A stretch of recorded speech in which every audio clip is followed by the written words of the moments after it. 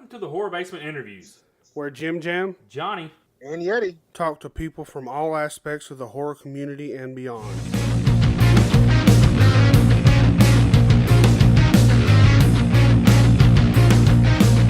All right, guys. So on today's podcast interviews series, we have D from Canada. I had to do it. I'm sorry. That's fucking racist of some kind, I'm sure. He's white too. How's it racist? Because they're Canadian. They're a race. Maybe it's nationalist. Or Yeah. Oh, Yeah. there you go. I knew that, but I thought racist would be more funny. Because, Canadians are race now. Just throwing that out there. Hey, you're no longer white. You're Canadian. You're Canadian. Yeah. I mean, there's nothing wrong with that, eh? But As far as I know, it's there's nothing wrong with it. no, dude, it's good to talk to you, man. It's been a while. It's been a long while. I know it's been a very long time. I'm thinking about 1.5 years, 2 years, something like that. Yeah. I was excited when Jimmy was like, "Oh yeah, we're gonna talk to D," and I was like, and I thought it was you, but I didn't know which D. Yeah, he's like, D who? And I'm like, D from Canada. The Canadian D. Canadian. Wow. The Canadian D. Hey, you're huge. What's that all about now? What, Yeti? I said, what's that all about now? What's that all about? All right. Let's get on with the shit, y'all. We'll stop making jokes about. D, you know you got some American shit, right? Oh, I imagine. He's probably like, well, y'all McDonald's eating hamburger fry motherfuckers. No, but D, what you been up to, man? Oh, geez, what have I been up to? Well, I was just making those documentaries, staying pretty busy with that. And then you guys had posted about one of the big TV studios making a brand new paranormal program. I was actually being looked at to be on that. Oh, so man. that was actually pretty cool. Oh, that's cool. But I had to back out. Is it because they were dicks? No. Okay. No. It's just flying from Canada to the States and then flying in the States, and I didn't have my passports and stuff, so Yeah, I it's had to just. back out. I mean, you gotta watch out for that northern border. Y'all are fucked up there. That's why we're trying to build the wall. That's the Mexican. My bad. No. Yeah, we're gonna build a wall too, okay? And then we're gonna put a lid on you guys. Put a lid on us. Nah. This is going to be a big ass bridge from Mexico to Canada. Yeah. That's what we'll just make a tunnel. Yeah. I see you guys have a new member now, right? Yeah, Yeti. You don't know Yeti. Well, No, I've never met him. well, now you do. He did a Yeti. nice write-up, though. Well, he is a phenomenal writer. Mm-hmm. Yeah, you should go read his other articles on teenhorror.com. Oh, I just plugged that, didn't I? Slip that one in there on you. Hey. Yeah. By the time this goes live, it'll be should be right around the time where next Fucked Up Friday comes out, where I'm gonna gush over Martyrs. Yeah, no. Love that movie. So yeah, Yeti has True Story Tuesdays. And True Story Tuesdays and Fucked Up Fridays. So I've seen stuff over the past 2 years, whatever, and then I guess one night I was just sitting in the office alone, and I found your UFO documentary. Yeah, thanks for not. You helped me not go to sleep that night. Them UFO documentaries freaked me the fuck out. Well, see, I wasn't told about this documentary, so I have no clue what you're talking about. I was like, I don't want to go in front of the open windows Johnny, because you got to do your homework. I wasn't told. you should just automatically know. Yeah, well, the UFOs would have let me know because I mean they do the telepathic dream shit. That doesn't help when you're sleeping with a tinfoil hat. True. That is true. I mean, I'm under the understanding that JimJam over here is afraid of aliens. I just got the secret word in on that. Uh-huh. Well, it So is. you scared him there, D? Oh, right on. I when I made the documentary, I did want it to be creepy. I actually did.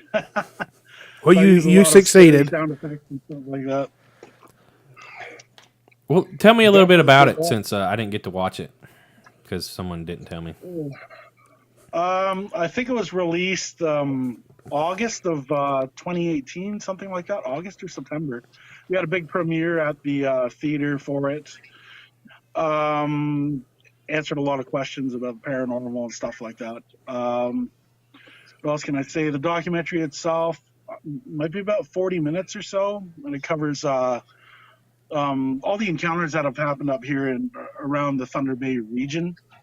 And if you guys don't know, Thunder Bay is up in northern Ontario at the top of Lake Superior.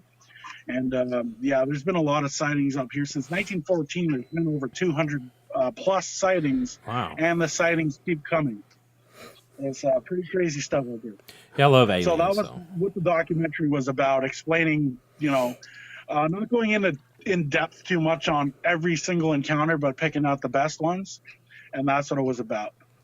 Hey, because I know. Or a boot. Yeah, a boot. Hey, in one of those, you of course you do reenactments. I guess. Was one of those reenactments your family? Yeah. Yeah, one of them we used. I was looking for people. It was like, I gotta get this shot. So how about you? And my son will use you, and we'll just get this the sequence shot. Yeah. Yeah. I've been a believer in aliens for a long time because I mean, like, mathematically, I mean, like, we have this boundless universe, and we thinking that we're the only intelligent life is just fucking arrogant, you know. But I've been kind of skeptical about contact, you know what I'm saying? But I think what's one of the coolest things about like alien documentaries is you see these, and you showcased a bunch of them in Northern Lights where somebody will see something and they'll call the authorities, and the authorities are like, yeah, you're like the 80th person who's called has seen the exact same shit, you know. So I mean, that kind of lends some credibility to it, you know. It's like, oh shit, you know, hundreds of people are out there seeing the exact same thing at the exact same time. And I think that's, you know, makes UFOs kind of unique, that you have so many corroborated sightings at the same time and everybody's giving the same report independently. You know, it's scary shit. Yeah, that is what happened up here. We've had like police officers see stuff. There's been reports of that. There's also been reports of even the media. Reporters out there on the street happen to, see something, newspaper writers and stuff like that, and they, put it in the paper. So there's a lot of corroboration between media, all these witnesses seeing this stuff. And definitely there has to be something out here, especially in the northern skies. Has there been any fourth kind experiences with aliens there? Fourth kind, that's abduction. There's been an attempted abduction. I know 2 of those. One of them was featured in the documentary where the guy gets pulled out of his house right through the window. Yeah, I remember and that. The only thing that saved him was hanging onto the couch. And this was an older man, quite a bit older. He wasn't the type to tell stories or lie or anything like that. So, fairly well-known story around here. Yeah, that's one of the things that creeps me the hell out. It's like, you have no control over it. Well, let me ask you this. Do you think more of the sightings is because of being close to water? Lake Superior is pretty big. It's deep as well. Lake Superior, yeah. I've heard stories of Lake Ontario with a secret alien base underneath that. I've heard stories like that. There's the Shag Harbor incident too, but I think that was in Nova Scotia. I'm pretty sure that's where that was. But it's possible they're using the water for maybe even for fuel or fusion or something like that. It's possible. One of the stories in the documentary too was these people were blueberry picking up here, and they came over the hill. They could hear some chatter. They looked down the hill, and there beside the water was 5 really small beings pumping water into the craft. Yeah, they probably do use some sort of hydrogen. I mean, why wouldn't you? Especially around here. But you'd have to get here though. But then again, though, you can land on asteroids and shit. You know, I mean, they got water on them. So Yeah, they got ice on them. Yeah, so Hey, the ones that they say they saw, were they the Greys? Is that what they call them? The ones that they saw, they were little. I'm pretty sure they were greenish creatures. It's been a while since I've those seen these fucking lizard documentaries. people. Johnny said it's the lizard Maybe. people. The lizard people. Fucking, they're real. Son of a bitch. Yeah. I mean, most of the world's run by lizard people, so. I mean, there's people that believe that, though. That people are lizards. But people don't believe that. I don't know. I mean, I listen to weird stuff. So the people that you've talked to that's encountered actual aliens or whatever, or seen them, they say, do they have the typical egg head with the big eyes? The aliens or the people? The aliens. Oh, okay. I mean, like, damn, dude, you're fucking really putting them out there on a limb there, like making fun of these people. Fuck. The people that witnessed the creatures that were pumping water, they didn't see them up close. All these were fairly distant, but they did see occupants. And one of the other ones was someone was on. Two people were on a lake in the winter collecting firewood, and one of them decided, well, I'm gonna do some ice fishing, and the other one's like, okay, I'm gonna go get some firewood. Went around the corner, and there he stopped to get his wood or something like that, and that's when he heard chatter over there. He happened to look around the corner, and there was apparently a hunting shack, and above that was two stacked frisbees over top of that shack emitting a purple light, and there were two tall creatures. He didn't see them close enough to describe, but I'm pretty sure they were really white colored. And they're really tall, and they're bringing stuff into the ship. And then the ship flew off, or he went back to get his friend. That's right. And he got his friend, brought him back, and then that's when they watched the last of, bringing the last of the cabin's contents into the ship, and the ship took off and left the crater as well. Them motherfuckers, man. They coming and So they stealing took the people's shack? shit. They took the shack with them? They looting, man. They looting hunters' equipment. They were looting. Yeah. Even little bastards. Motherfuckers. Hell, you got the white ones, you got the green ones. Hold on. What is the common thing that are in shacks up there? Because I don't do the ice fishing thing, and so I mean, Well, there's another thing too. There's a lot of ice fishermen up here as well. Also, I've heard stories too. People would come up to me on the street sometimes, and they start talking about UFOs, and a few of them have talked about wintertime. Not seeing craft or anything, but seeing evidence of craft, and that would be second kind, close encounters of the second kind. And they were seeing like perfectly round circles cut into the earth, like big ones, or into the ice, over the lake. And these are big circles. Would that be a Canadian version of a crop circle? Yeah, exactly. but I mean, what's typical to be in one of them shacks? What a fisherman or whatever keep in that they'd want to steal? I have no idea. I'm not sure what would be in these shacks, but whatever was in that story, whatever was in there was of some significance or importance or value to them. Something really fascinating for them that they had to take this stuff. Could have been like, let's check out what kind of like, anthropologists do with ancient societies where they go and rob graves and shit and find little artifacts. They could have been, let's take their radio and their TV and see what this is all about. Let's see, this box keeps shits cold. Let's see what these primitive people are doing. Or the drill that drills ice. Maybe they're really fascinated by Shakespeare reels. Well, you make a good point there too. That they're checking out our technology, right? That's why they're being seen around nuclear sites, like where they're nuclear power and stuff like that. Hydro dams, they're seen around that as well. They're checking out this lower race, basically, seeing where we are in society. Basically, how far up the chain are we headed right now with our technology?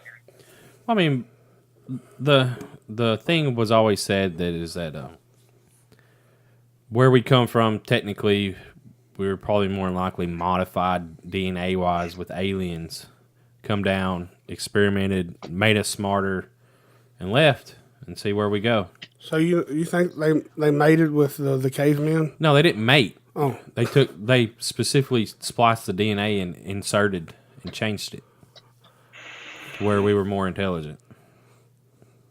That's right. Between 10,000 and I think Yeah. 60,000 or 100,000 years ago, there's a missing link, and that's what they're always talking about. Oh, the missing link with Sasquatch and missing link. They're always talking about that, but that is the missing part. Why did people suddenly become so smart? They started doing art and making weapons and stuff like that.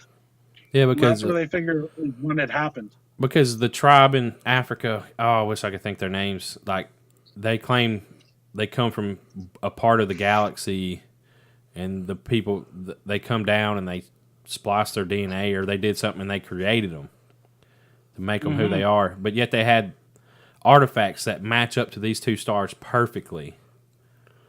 And you can barely even see the stars, or not. You have to have a telescope or whatever, but they still are able to with that. Yeah, and how did these people way back then know about it, right? Exactly. So, I mean, the alien thing to me is just fascinating. I mean, you got pyramids all over the world, and they're all, like a bunch of them were in a line.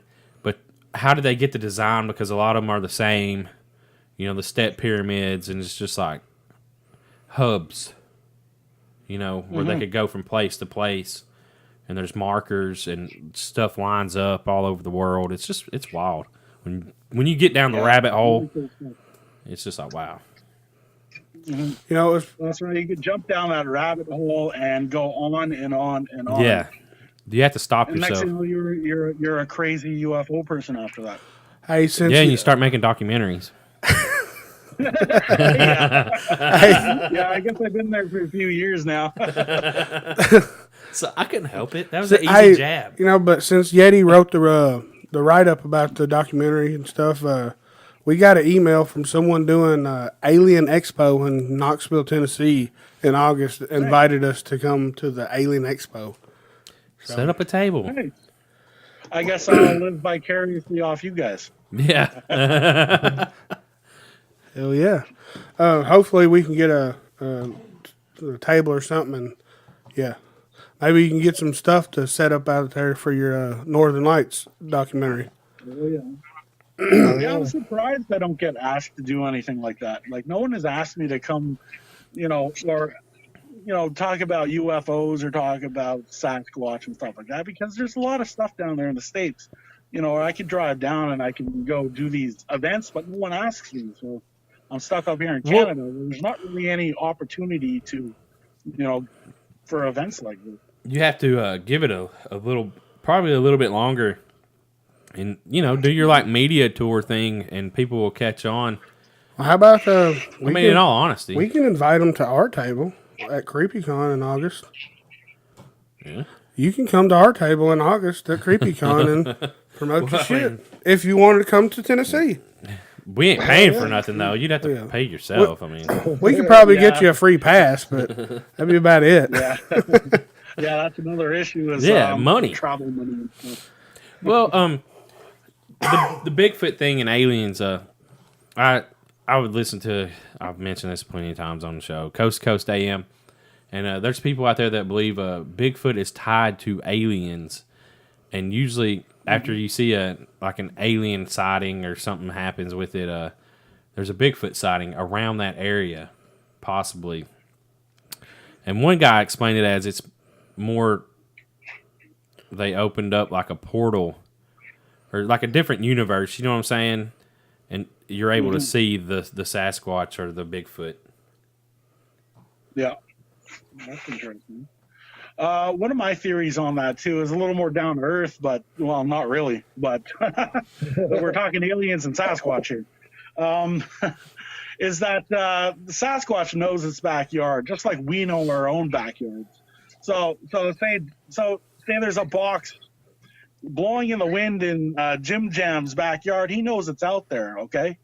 He knows that's there. So it's the same thing with Sasquatch. The forest is his backyard. If you get an alien ship or an alien craft landing or anything like that, the thing takes off, it'll go check it out after. It knows its own backyard. It knows what's going on back there. That's just one of my theories on that.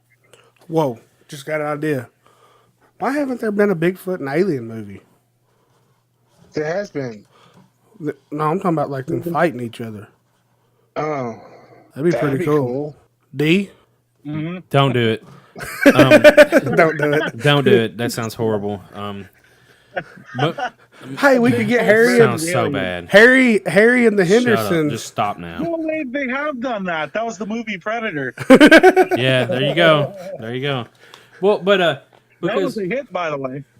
what they the claim is that the aliens use the Bigfoot to fuck with people. Like there's been one where these guys were camping and aliens come down, like they seen a lot. Well, then next thing you know, a Bigfoot shows up and he starts messing with them. Like it's just weird. I don't know. Like the claims that aliens and Bigfoot are hand in hand or something. Whether or not that's true. I've heard the same thing. One of the things I had heard that the aliens had Bigfoot as a race, slave race kind of thing, and they ended up sending him here for mining or something like that. It's kind of like what you see on that Solo movie. Yeah, I think that's where they kind of stole the idea. Yeah, I've heard that and heard that years ago before Solo even came out. And I was watching, I was like, damn, that's the same thing I heard. But that's what they say is that they were a slave race here for mining or something like that, and just kind of left them here. Well, the weird thing is, I just heard today, and I'm not even going to tell you where I heard it because, but that these studios put stuff in these movies, and like the government puts small things in to let you know like something's coming up, technology wise or something else. But they don't tell you all of it, so that it puts that in the minds of people, so either they can create it, or kind of letting you know, hey, we know. It's just something. But these people, where I heard it, I was just like, God, these motherfuckers. I don't even want to talk about where I heard it because I'm afraid they'll fucking try to find you and do something. So Kind of like Scientology. No, it's not Scientology, but it's just You gotta watch out for the Men in Black. it's like a cult thing. Men- But it's like a cult-ish thing, and I don't even want to give them a shout because it was just weird. I tried to watch it. It was on Vice on YouTube, and I was just like, these motherfuckers follow anything. And then dude's girlfriend that's really smoking hot got on there and started talking that stuff, and I'm like, okay, yeah, I'm done with this. This is 20 minutes wasted. So we mentioned the Sasquatch thing, but you did a Sasquatch documentary too. When did you do that? Oh, well, that was released. The first one was released 2017, and that one went viral like instantly. And that was called Sasquatch on Lake Superior, a documentary. And then I did Sasquatch on Lake Superior too, in early 2018. I finished that. So I ended up putting 2 docs out the same year. Well, Sasquatch on Lake Superior 2 and Northern Lights UFO documentary, both in the same year. Where are those available? You can find those on YouTube at D. McCulley Dark History Thunderstriker Films channel on YouTube. Yeah, we probably should have led with that. Good job, JimJam. I'm blaming you just because I can. Fucking There's asshole. links to all that in the review. My first True Story Tuesdays, I reviewed Northern Lights, and there's links to that and links to the channel at the bottom of the write up. I watched both of the Sasquatch on Lake Superior docs. My kid was sick. He wanted to hang out and watch TV. I was like, "Well, you want to watch something about Bigfoot?" And he was like, "Yeah." He's like 7, so he's just like, "Oh hell yeah, Bigfoot." So we kicked back and watched that, and he was just like, "Wow."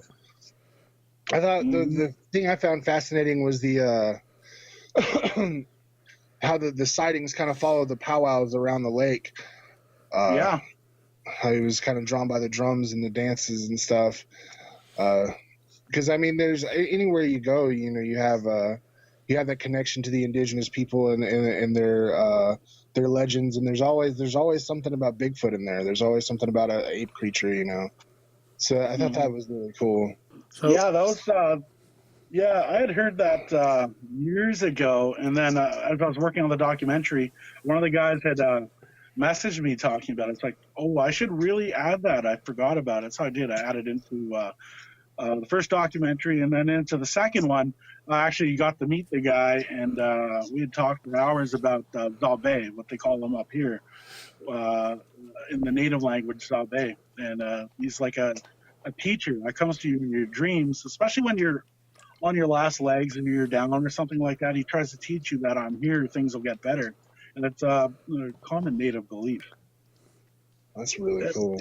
In fact, it's one of the grandfather teachings that they teach as well. Zabe was honesty. Huh.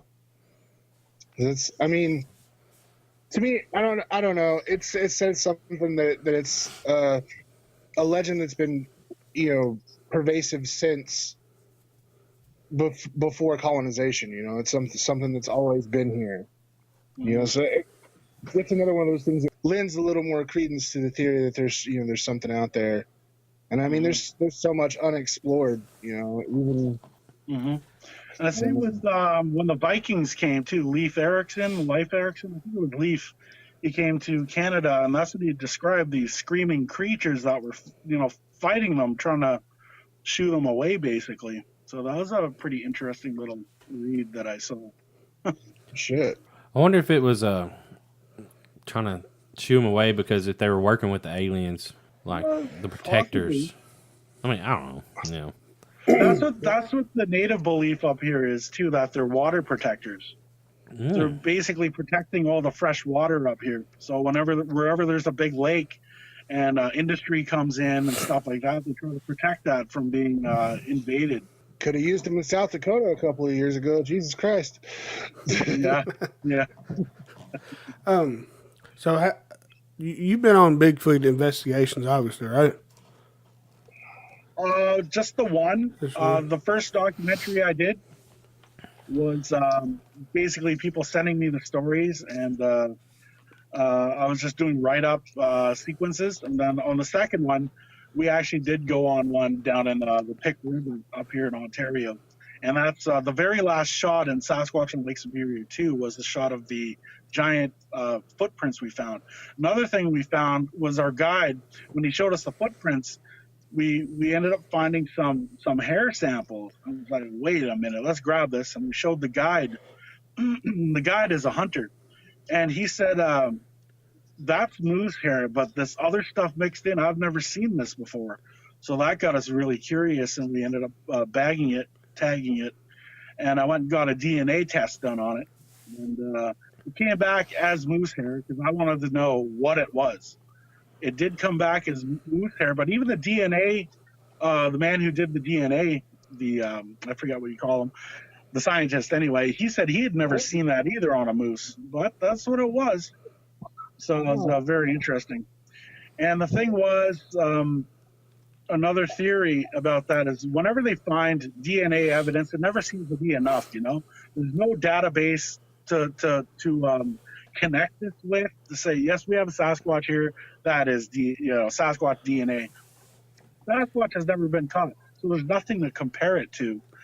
So there has been people, getting unknown samples and stuff like that. But then the other ones that come through are, oh, this is a known animal. This is moose. This is elk. This is buffalo. This is yak.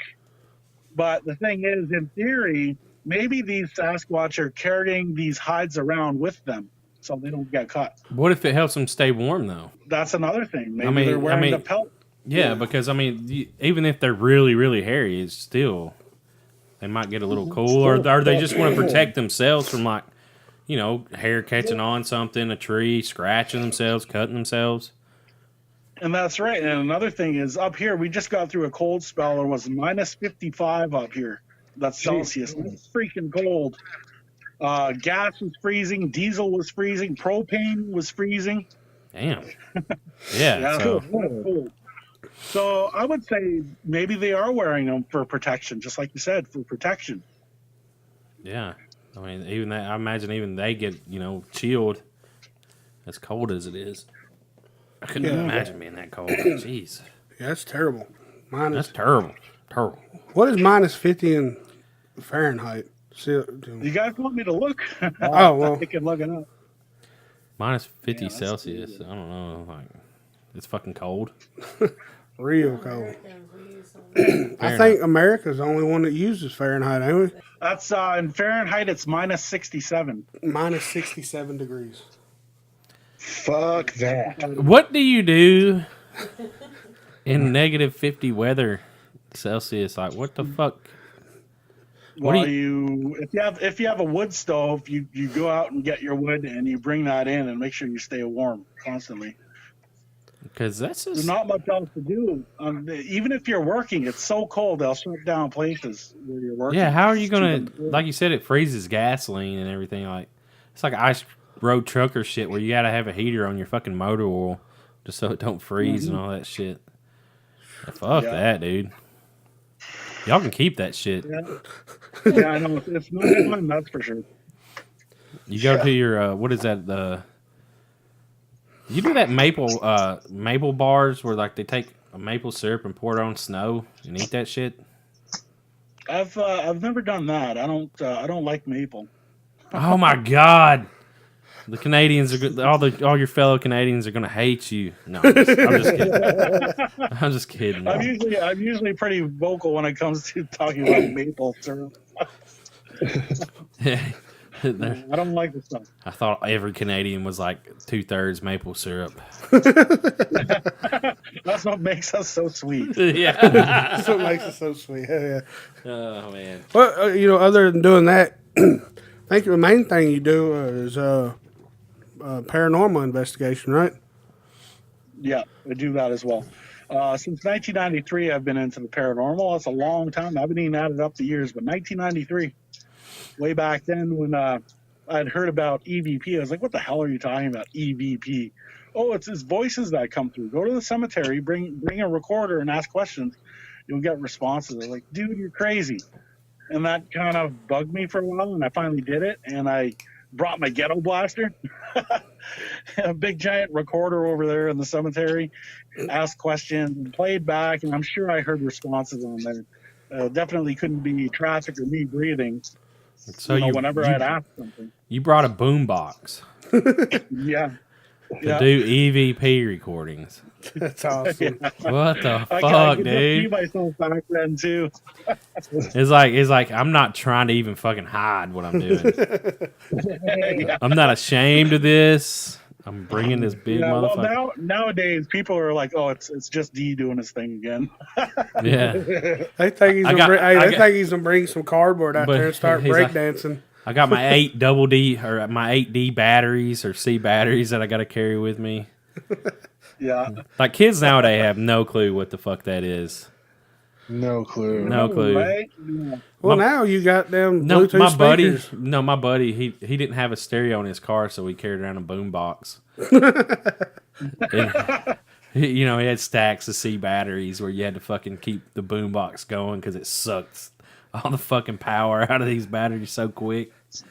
We're riding around listening to a boom box in the ghetto sled. The ghetto sled. Oh yeah, it was, dude. It was old school. Oldsmobile, man. Hey, Like an 88 All right. Olds. since you're paranormal investigator, Yeah. Oh yeah. I think how long ago was about the ghosts? They're naked.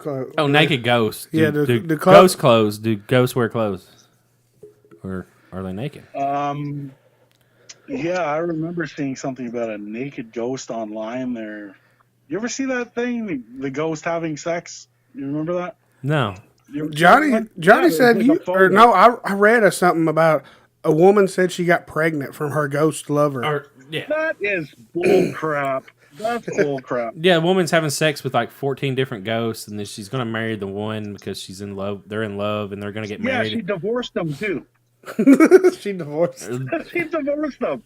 It's like, we're going to get married, and I don't see why we couldn't have babies. I don't know. Maybe because your fucking boyfriend's imaginary, and you're insane.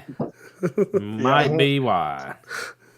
But yeah, we got on the topic. Well, that's the thing, a ghost can't stay in a physical form very long, so that was like a He's Minuteman job. There. Yeah. They were. Yeah, She gets off quick. It was a quickie. She gets off quick, man. We had a whole little topic about that one time on the podcast about do ghosts wear clothes? Yeah, so ghost like clothes. when a person dies, do their clothes go to ghosts too? Well, the question is you always see in movies ghosts wearing clothes and hearing people, well, they were dressed in this. Well, are ghosts ashamed to be naked? That I don't know. Like Mandingo's walking around naked. You know, I think they wear the clothes that they wore on their death day or their funeral day. That's what I think.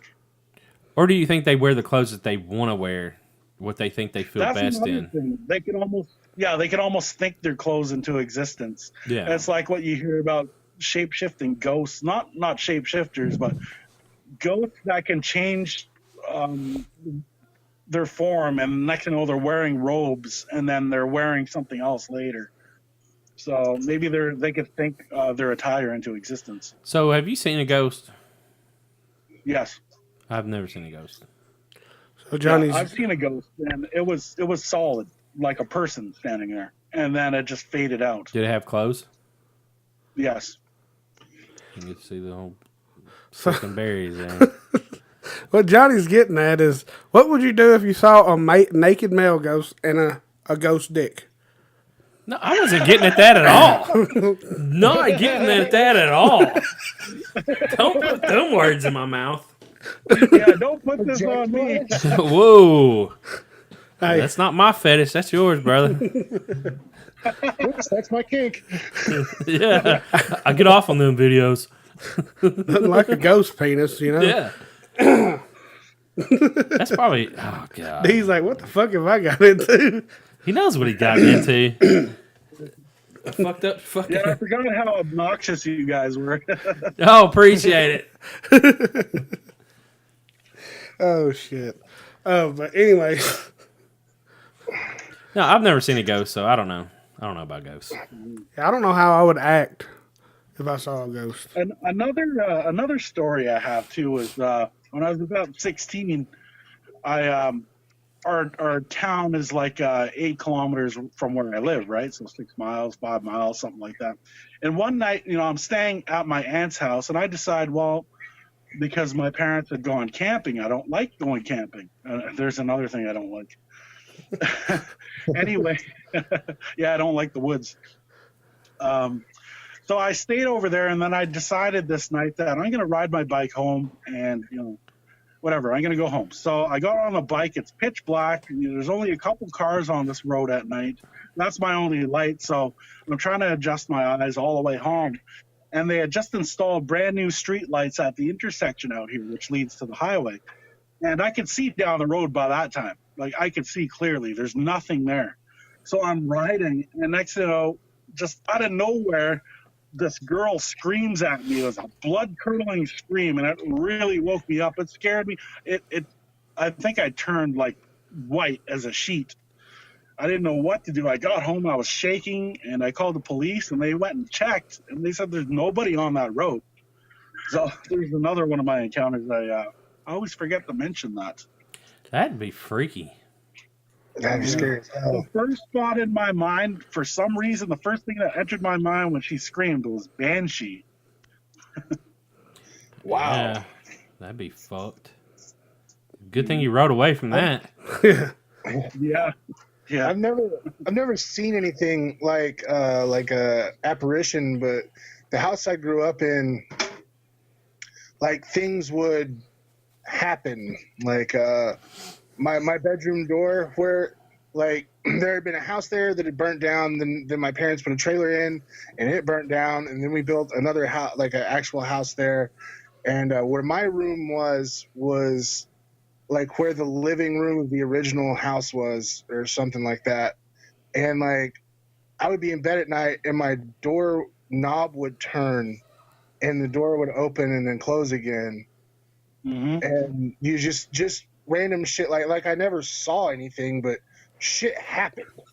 Yeah. So yeah, there was that happened to us one time. I was on Destination America. I was on Travel and Escape. I was on True TV for my episode of a TV show called Paranormal Survivor, and that's one part that they didn't. Oh, they did. It was in the show.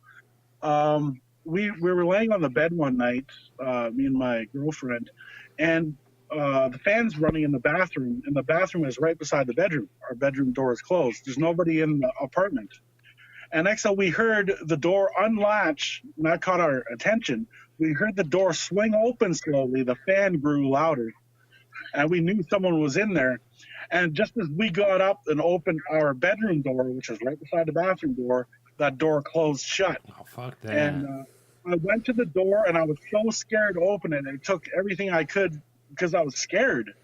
I opened that door, and the only thing that was in there was a flickering light. The lights were always flickering in the house or the apartment. Damn. That's weird. I'm glad I've never seen anything. You can live in a haunted house, but if it's really bad, that's the thing about living in a haunted house is that it can slowly but surely break you down until you're a nervous wreck. And by that time, I was getting there by that time, and things were just getting worse and worse. And there's a lot of stuff that happened in that place. Yeah, it's like the longer you live there, the more they want you out. Mm-hmm. What you say? The less shy they are to do something, they become really bold. Do you think they feed off of you being there, like some sort of energy, or is it just you get more comfortable? Yeah, I think they do feed off your fear. They'll even feed off of electricity coming through the lines. After, I'm going to try to keep this part of the story short, but basically a creature ran down our hall one morning, and my girlfriend saw it, and she screamed, and I ran out, and that was the thing is she described like a devil dog, and it was all black with a white stripe going down its chest, and it had fat baby legs, and the thing, as it ran past, it smiled at her, and then it disappeared. And that, as I came out of the bedroom down that hall after she screamed, the air, it was almost electric in the apartment. Days following, we'd always noticed that the breaker panel, you have to click it and lock breaker panels. Yeah. To open the door. Well, that was always open. We always found it open after that. So, and there's no one else who would touch the breaker panel. So that's what we were thinking. They were feeding off the electricity in there as well. Wow, it makes sense. It seems like they're just energy with some sort of direction, So that would make a lot of sense, really. Yeah, especially even to open a door or unlatch a box like a breaker panel. You think about it, it's got no physical hands. It has to make it happen by sheer will. That's crazy. And that takes a lot of energy to do that. So where this thing got the energy in the first place to do this stuff, I don't know. But how long was it in that apartment before we moved there is another thing. Did you check out like the people that have lived there, or like We heard nothing. We heard try nothing. to find out records. No, we couldn't find any deaths in the area. I did talk to one person that used to run the place, the apartment complex, and she said no one died in that building itself. Like, what about before the apartment complex was built? Well, see, that's the thing. Maybe it was built on an Indian burial ground or something. That's what I think. Yeah, something nefarious or something. Mm-hmm.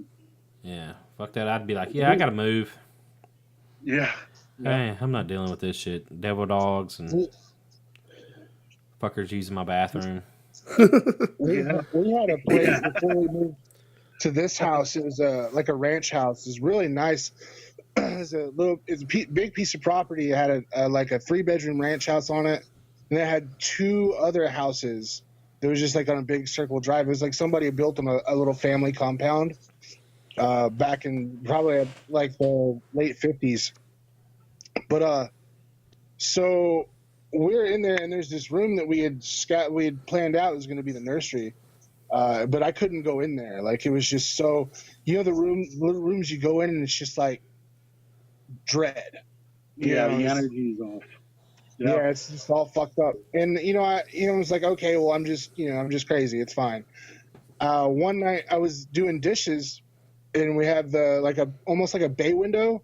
There's like 3 windows in front of the sink, so you kind of look out over the yard while you're doing dishes or whatever. And it was dark out, so I was seeing the reflection behind me. And there were 3 people in the house. Well, I guess 4. It was me and my wife and my boy he was like 2 weeks old, and my mother-in-law she was handicapped. So she was either in a wheelchair or on a walker, and she made hella noise anywhere she went. So I'm in there, and I look up, and I see somebody standing at the fridge behind me. And I was like, hey, babe, can you grab me a beer out of the fridge? I'm almost done.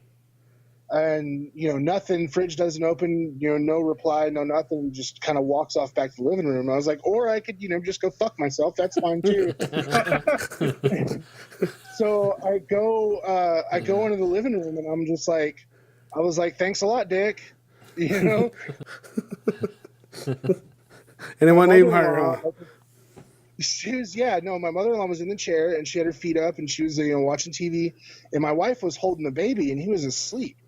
Like, she hadn't moved. So apparently there was some sort of like shadow that had just kind of wandered into the kitchen and was like, no, I'm not getting you a beer. Fucking, I'm just like, And we come to find out there was an old couple that lived there years before us who had both at different times died in the house. Like just of being old. There's no violence or anything, but I think one of them was stuck there. It was crazy shit. Yeah, I kind of how would I say that? I use something in my paranormal documentaries called SRC. It stands for Spirit Radio Communication, and basically I'm just using a canister radio. And if you're fast enough while switching the dial, you can capture. You could make out responses. And it's on YouTube. It's like a 1 minute conversation with a spirit down in a pantry, down in a basement. And basically what it came down to was they were saying that they were trapped down there, and that I asked what's keeping you there, and there was like the walls or something like that. The walls. So they're basically thinking they're trapped, and that's physically, or it's making them trapped just by their own thoughts. I think what's going on in the spirit realm is you're making your own reality. Yeah. Well, I mean, it makes sense because they have to do everything, like you said, by force of will. So it would make sense that they're projecting their own kind of world around them while they're at it, Mm-hmm. Yep. Odd. Okay. Yeah. What are you working on now, D? I'm trying to get a TV show up on our local TV station in the city of Thunder Bay. I'm trying to get one called T-Bay Haunted. It's basically people telling their ghost stories, basically giving them a chance to be heard, other than just writing a post on Facebook. You can come on TV and you can tell your story and have people hear it and stuff. So everything I produce is well produced, overproduced, and but I want to keep it sort of simple where they're just telling their stories. And I think it could be interesting, especially getting it ready for the fall time for around Halloween, something like that. I think it would be great. Yeah, that sounds. I mean, on both ends. So if you get them to, I guess, pick it up, does that mean that they'll start, you'll be paid to do it, or at least get money to help finance it? No, that's the thing is a lot of the stuff that goes on that station is voluntary, but at least you could say you are a television producer. You're producing for television.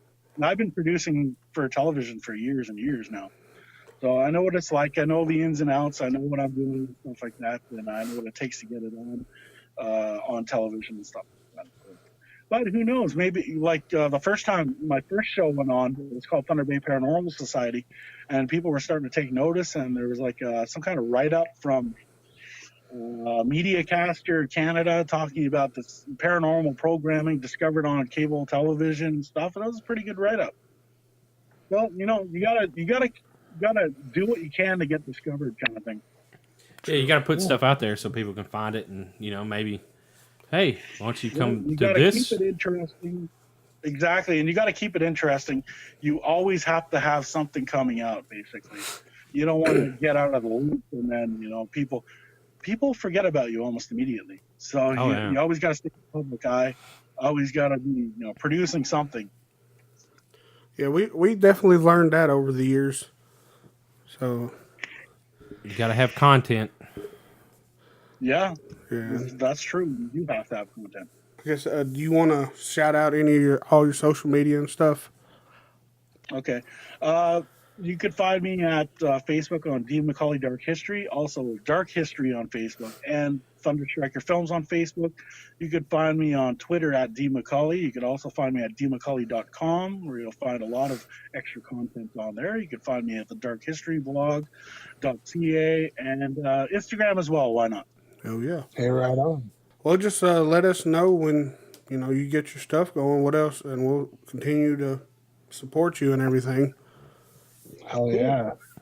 All right, and be sure to subscribe to D. McCullay Dark History Thunderstriker Films on YouTube as well. It's much appreciated. Definitely, yeah. Well, hey, man, it was good to get to talk to you again after so long. Let's not have a gap this next time.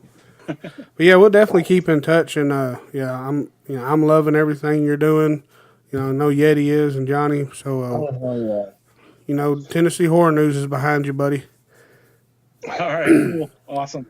So hell yeah, man. Well, you appreciate you coming on, and you have a good rest of the weekend. Stay warm. Yeah, stay warm. Oh, definitely. Yeah. Cold as fuck. You guys stay cool. All right, man. You have a good one, man. All right, guys. So that was D. McCullay, writer, director, TV producer. Yeah. I mean, he was in the short films, but he's moving on with the other stuff. So that's awesome. Appreciate him coming on and talk to us. I hope you enjoyed this. And yeah, I mean, this is different content. Yeah, so hit up tnhorror.com because there's a lot of content on there. A lot. Yeah. Definitely check out his documentaries though. They're short, about 45 minutes to 50 minutes long, something like that. Yeah, and it's not fucking super dry. You can tell that even like the UFO documentary, the Sasquatch documentaries, there's the heart of a fucking horror fan in there. You know what I'm saying? He delivers the facts, but the tone is kind of creepy. So it's got a hook to it. It's really good shit. Go check it out. Hell yeah. Okay, that's all we got, y'all. We out. Peace. Stay spooky. Try not to be an asshole.